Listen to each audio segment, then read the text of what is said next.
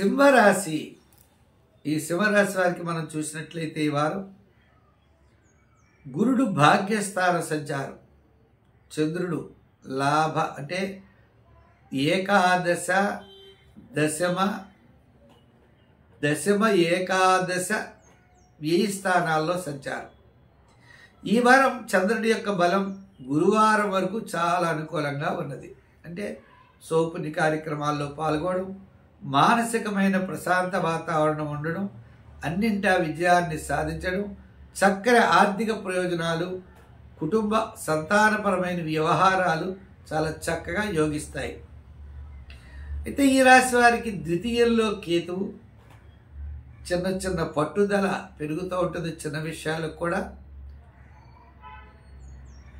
చతుర్థంలో కుజ శుక్రులు పెద్దగా అనుకూలంగా లేదు. పంచమంలో రవి బుధులు కూడా పెద్ద అనుకూలత లేదు. అయితే రాహువు అష్టమ స్థానంలోను, సప్తమ స్థానంలో శాటర్న్ శని ప్రభావం ఉంది. దీని ద్వారా ఇన్ని ఉన్నప్పటికీ ఏదో విధమైనటువంటి అసంతృప్తి ఉంటుంది. అయితే ఈ వారం మాత్రం మానసికమైన ప్రశాంత వాతావరణం మాత్రం ఉన్నది. ఇంకా వృత్తుల వారి విషయానికి వచ్చినట్లయితే ఆర్థికంగా చాలా చక్కని ప్రయోజనాలు ఉంటాయి. అన్ని రంగాల వారికి, అన్ని రకాల వృత్తుల వారికి కూడా యోగప్రదంగా ఉన్నది.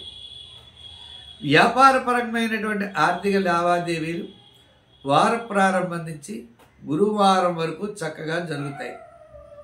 ఐటీ, షేర్సు, రియల్ ఎస్టేటు, ఇంకా జనరల్ కిరాణా, మెడికల్ మొదలుగా కలిగిన వ్యాపారస్తులందరికీ కూడా ఈ వారం ఆర్థిక లావాదేవీలు చాలా అనుకూలంగా ఉన్నాయి.